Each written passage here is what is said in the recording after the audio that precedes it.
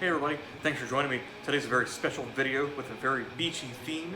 We're going to be looking at Maximum Florida, a Berliner Weiss by Westbrook Brewing from Mount Pleasant, South Carolina. Now this is special because it's going to be the very first one in this video series. It fails pretty hard, and if you saw my most recent video, the Tart Berry Berliner Weiss by Green Man, also being a Berliner Weiss, will explain why that scored so much higher, despite the fact it was cheaper, had a little less flavor, and was more simple overall. This is just a severe clusterfuck. It's really just everything thrown into one beer. It should have been 3 different beers and not one, and it should have been about half the price. So, to start off, let's just look at it. Now, it has a very appealing look. It's actually very relaxing. It's got the flamingo. It's got the very Miami Vice sort of style font for the Maximum Florida there. Otherwise, just very pink, which works pretty well with the actual color of the beer. And for the theme, you kind of wonder if this is an inside joke. You know, is Florida supposed to be a clusterfuck? You know, we kind of think of Florida Man in a joking fashion.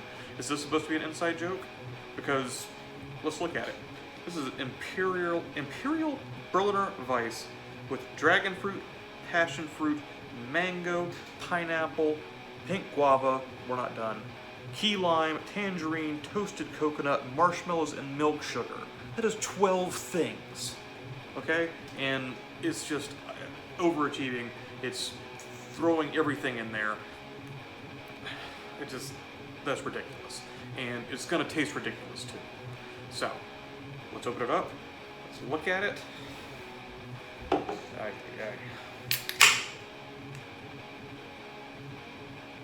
mean, overall, it just smells very fruity. I think you smell dragon fruit and pineapple, but that's as far as it goes.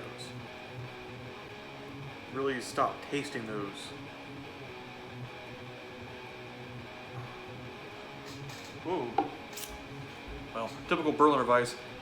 Fizzes up a lot. Very aromatic, just very hazy, just chock full of unfiltered goodness. You'd think there's a lot in here that's awesome, but you know, it just overdoes it. There's too many conflicting flavors. There's, you know, I think you get the pineapple smell, you get the guava smell, but when you go to the taste, you know, you're looking for 8 different flavors there.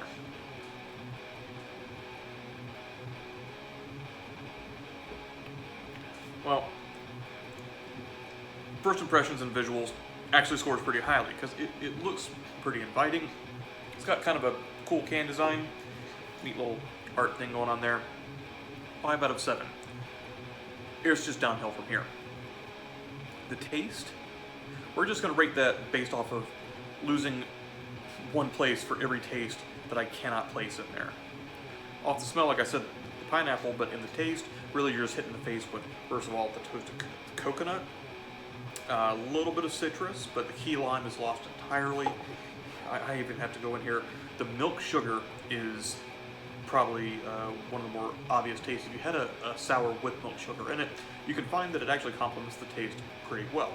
Makes it a little sweeter, but it's a pretty interesting taste in the middle.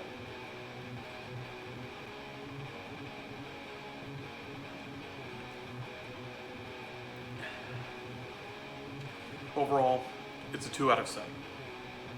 If it were split up into different beers individually, they would do a lot better. But it's just not cohesive. Too many flavors going, you know, to toasted coconut with marshmallow.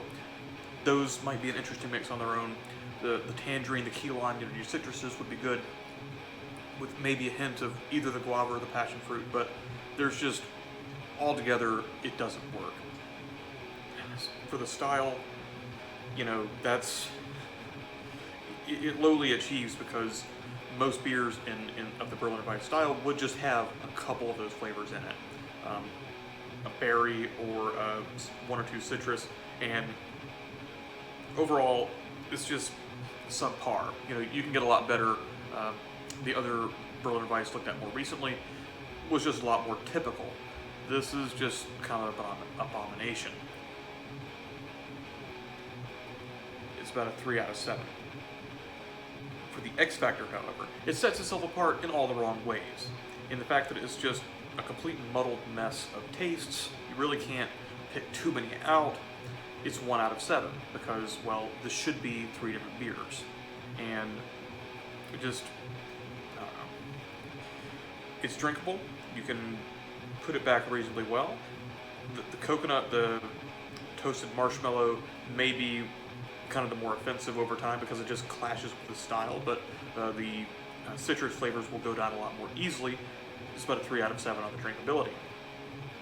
Now, this was a $23 4-pack for Tall Boys. I happened to be behind the guy at the beer shop making a suggestion. Hey, my boss told me to try this. And, well, I kind of bought it hook, line, and sinker. Took 4-pack, $23 later, and it's pretty terrible. That's a 1 out of 7 for a beer that just shouldn't have been made. It should have been 2 beers, or 3 beers at half the price each. So, overall, this beer is a 1 out of 7. It's just, they just shouldn't have made it. It's almost its own joke. Maximum Florida, no offense to Florida, again, beautiful place, but it kind of seems like there's a joke here. So, skip this one. I don't expect you to drink it.